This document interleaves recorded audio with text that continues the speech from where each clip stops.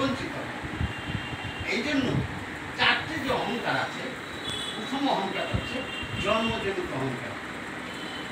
এরকম আমি ব্রাহ্মণ, ওখানে বিরাট কিছু হয়ে গেল। তুমি ক্ষত্রিয়, ঘৃণা চলে, তুমি বৈশ্য, তুমি শূদ্র।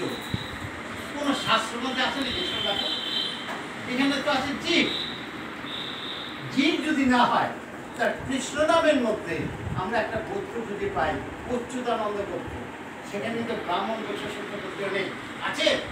জীবকে বলছে তোমার এই যে জন্মজনিত অহংকারকে যদি রক্ষা করার জন্য, মানে বেরিয়ে আসার জন্য, কৃষ্ণ ভজন করার জন্য তোমাকে অচ্যুত ভজন করতে হবে। অর্থাৎ আমাদের সকলের মধ্যে একদিন কে শান্ডিল্য গোত্র, কে ভরদ্বাজ গোত্র, সামাজিক কারণে এই গোত্র নিয়ে